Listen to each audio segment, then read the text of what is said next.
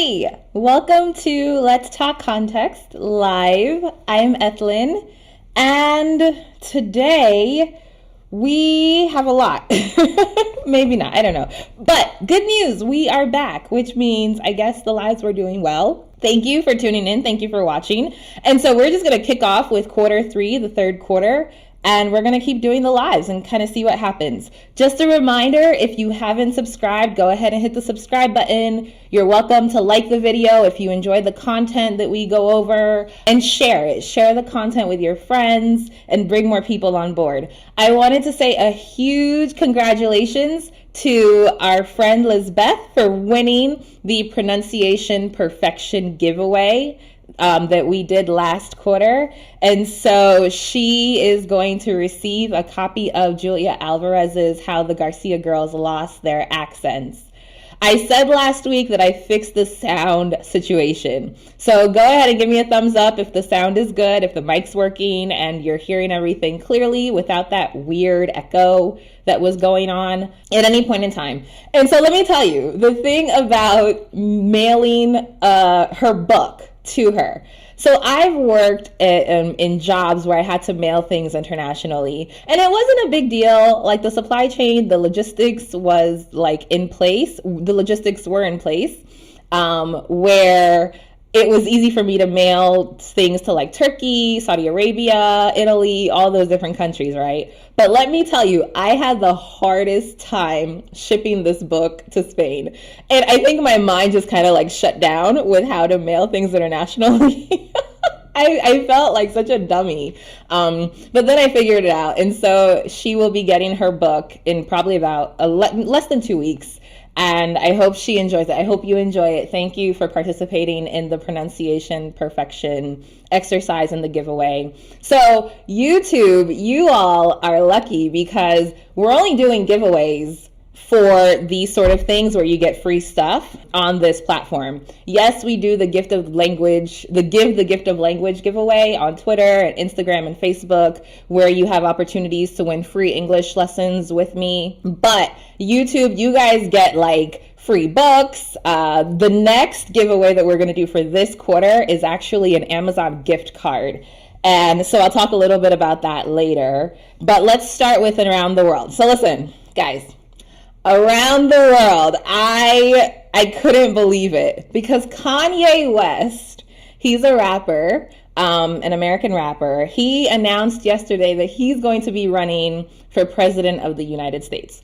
Now, the thing about Kanye is sometimes he does things as like a publicity stunt because he's about to drop an album or release a new album. When someone says they're going to drop an album, they're going to release a new album.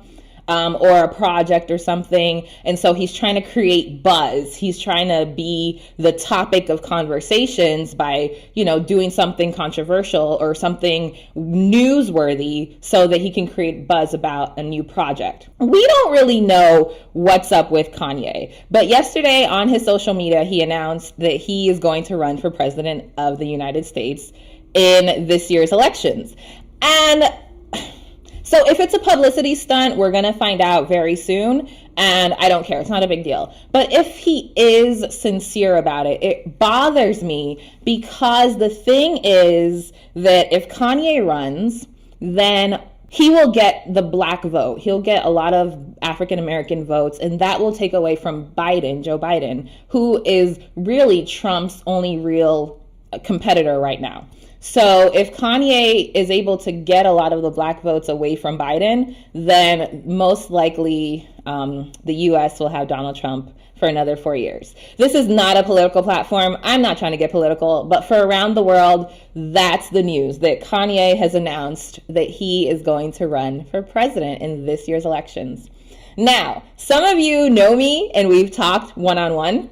And so you know how I feel about that. And so those things that we discussed about what I would do if things don't change, they will most likely come into fruition. And that's all we're going to say about that. Let's keep going. So huge shout out. Oh my goodness gracious. So a lot of you see me as like the face of Speak Right Play, but what you don't see are the other people who are part of the team. And I want to give a huge shout out because our YouTube channel is undergoing a makeover, and you'll already see it because the thumbnails have changed. There's going to be some really cool animations and graphics and stuff. So I want to give a huge shout out to our social media coordinator. Her name is Claudia, and she does a phenomenal job. If you follow on any of the platforms, you'll see that there's now harmony in our graphics and the things that we do, the color schemes, all of that. And that is because of Claudia. You know, sometimes I give her things and I'm like, hey, what do you think about this? And she's like, it's okay. It's very basic, which is her being very polite. But huge shout out to Claudia. Our video editor, Arsh, he does a great job. When I first started doing videos 2 years ago, I was doing the editing and it was very amateurish. It was kind of, but Arsh has taken our videos to a greater level. Everything's like a work in progress. We're all learning new techniques and all of that. But and then I wanted to let you all know that we are going to be having a social media assistant, which is exciting. And so you'll notice because of Corona, a lot of things that we do has shifted to, our focus has been on online. And so having these individuals, working with them helps me tremendously because there are areas where I'm not super strong. And so when they are able to perform in their areas of expertise, it takes a load off of me. So I just wanted to shout them out. Okay, so let's talk about it. This was a topic that someone presented to me about how they are afraid of making mistakes in English. They don't participate in activities, and not necessarily activities on our platform, but just in general. They have a huge fear of engaging, of participating, of speaking in English because they are afraid of making mistakes and looking silly or being corrected. And so the question was, what do you do about it? Well, let's talk about it, right? In any situation in life, mistakes are going to happen. And I'm a firm believer that we learn from our mistakes. Like I do something one time and I mess it up, you better believe, right, that I will not make that mistake again. I have a rule. I have a 3-strike rule. First time it happens, not a big deal. Second time, I kick myself about it, and I'm really hard on myself, like how could I mess up? There will not be a third time. So after that second time, you better believe that mistake will not happen again. And so we have to make mistakes. It's hard to overcome that fear of making mistakes and being corrected by someone, especially in a public setting. I've actually had this conversation with some of our online followers on Twitter, on Instagram, and just in general, my clients that I work with privately. And because I will correct you. And that's one of the things, I had an Egyptian client, that's one of the things that he said he loved about me, because a lot of native speakers, a lot of past instructors he'd worked with didn't correct him. They just let him speak. And so for the longest time, he's speaking English thinking he's just like amazing. And it's like, dude, that's not the correct structure. That doesn't quite work. I'll understand you, but if you're trying to become more fluent, then that's not the way to say it. And so we need those people in our lives. I would say start really small. Like try to just engage a little bit, or say to the person, hey, listen, I'm still working on my English, and just correct me. If I make a mistake, correct me. It's as simple as that, because native speakers will understand what you're saying, but it takes someone has to be very intentional in listening to you and engaging with you to know, like to point out the mistakes or the errors. So if you're afraid of making a mistake, it's a valid fear. I'm not going to say, oh my gosh, that's so stupid, because it is. It's totally valid that you are afraid of making mistakes.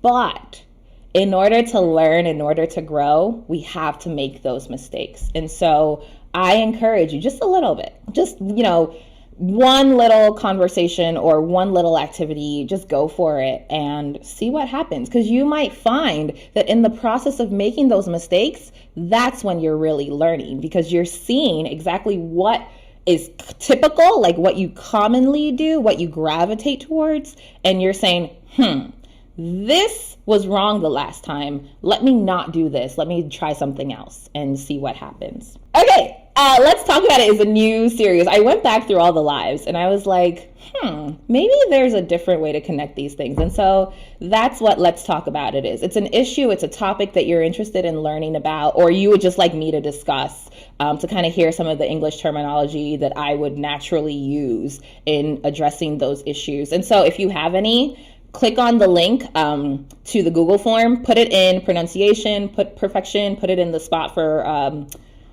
ask anything, and just tell me what issues, what topics you want us to talk about, or you want me to talk about, and just to kind of hear some of the language typically associated with those situations or with those topics. All right, so Patreon started last Wednesday. Yes, I love being able to do what I say I'm going to do when I say I'm going to do it. When I don't, I kick myself so hard. Like, man, I wish I had come through.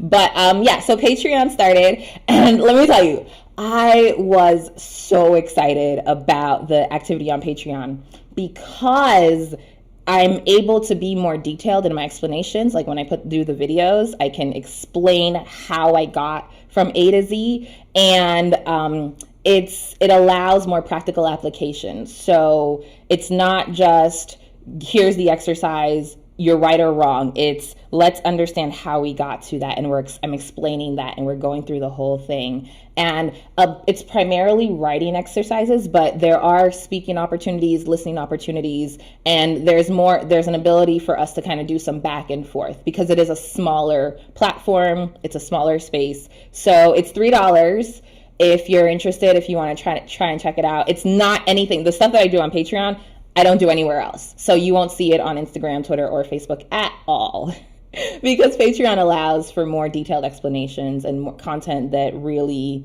kind of allows a deeper level of English language learning. Okay, and so Ask Anything. I'm only doing one question for Ask Anything this quarter because there's new segments that we're doing. So what did you do for July 4th? Do all Americans celebrate? I was in my apartment watching movies because I live away from my parents. I live by myself, so it's not foreseeable. I'm not getting on a plane because the airports are epicenters for this virus, and I wasn't going to do the drive because it's too long. So I stayed home and listened to the fireworks until 1, 2 o'clock in the morning, or whenever I fell asleep.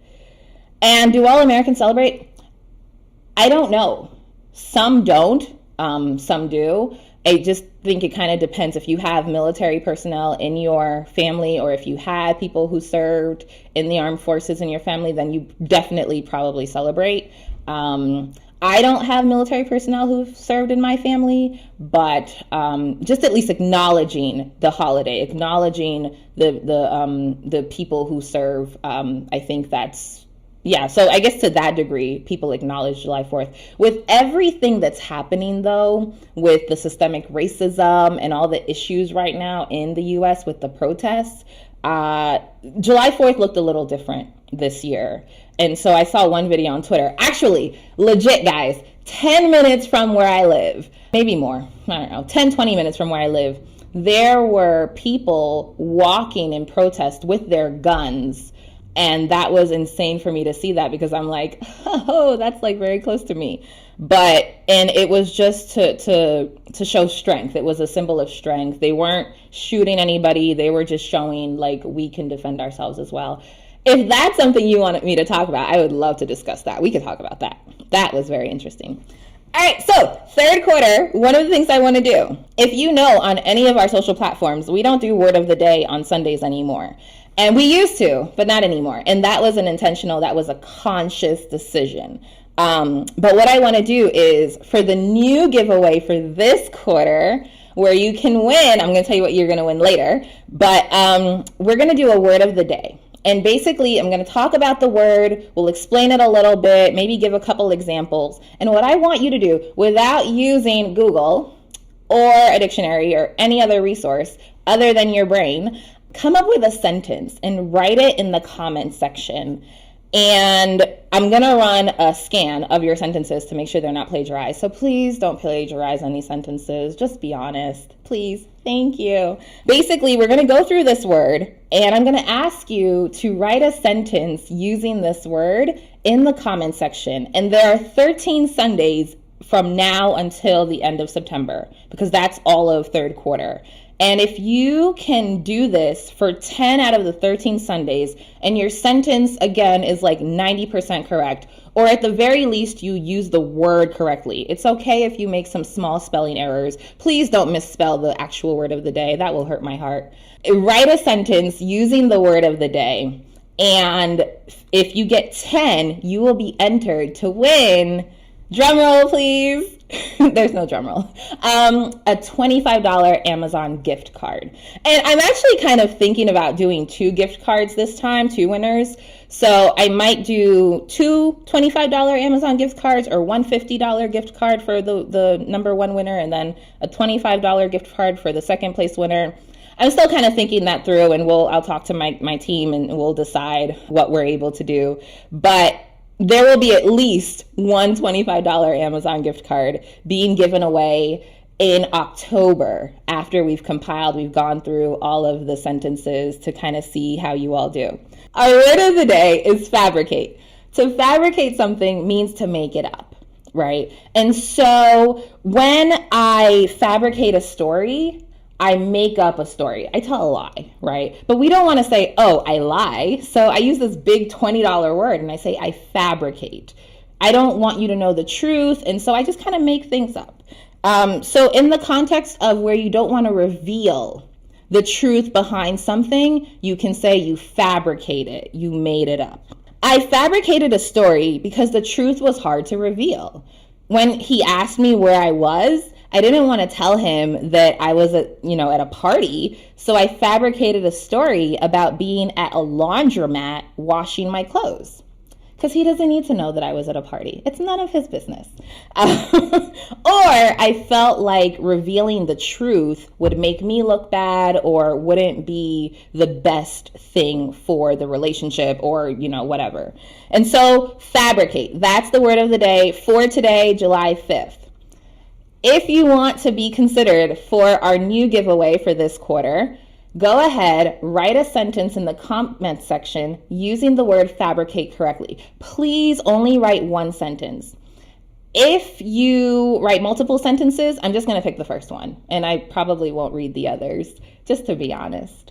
But you're welcome to write multiple sentences, but just know I'm only judging the first one.